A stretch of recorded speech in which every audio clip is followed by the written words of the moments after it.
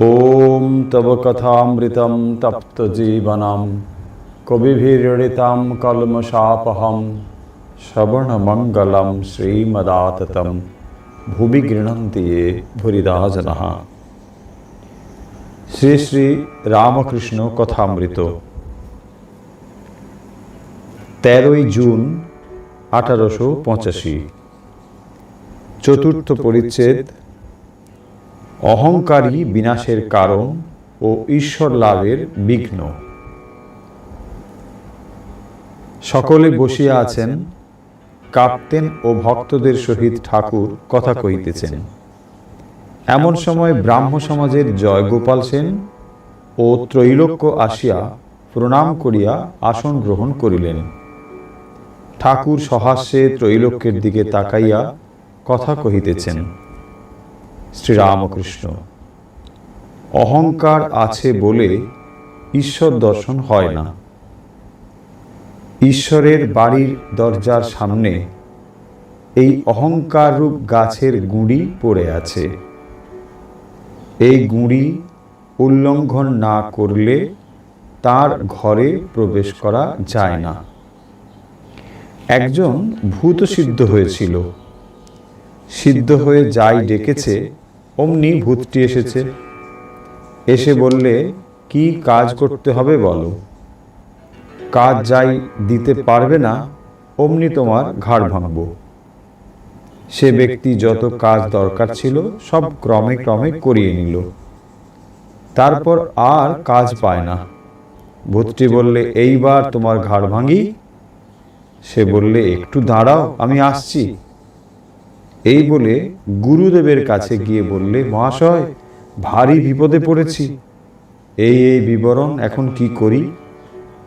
গুরু তখন বললেন, তুই এক কর্ম কর, তাকে এই চুল গাছটি সোজা করতে বল। ভূতটি দিনরাত ওই করতে লাগলো।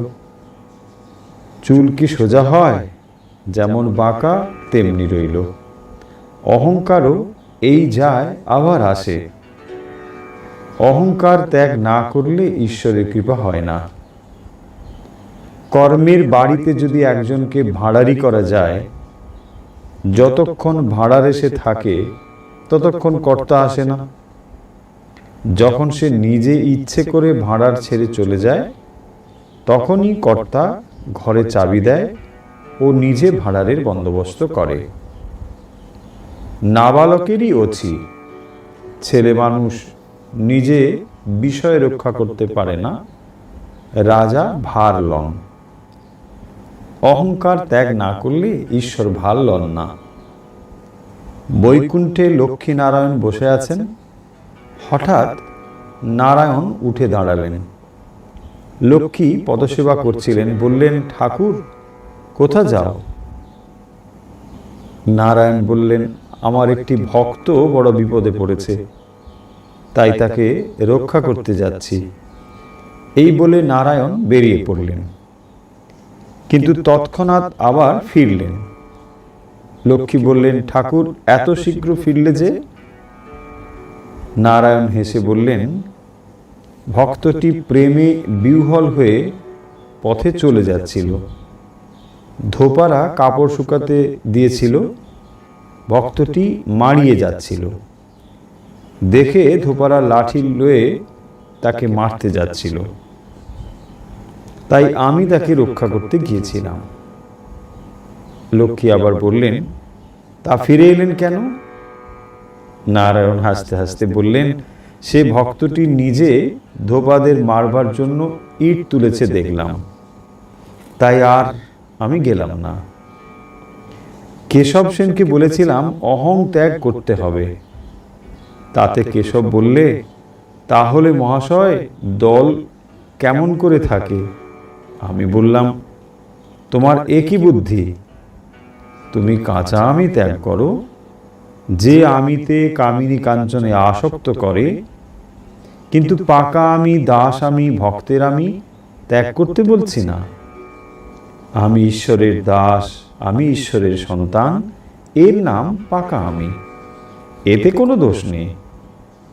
ত্রৈলোক্য অহংকার যাওয়া বড় শক্ত, লোকে মনে করে বুঝি গেছে শ্রীরামকৃষ্ণ।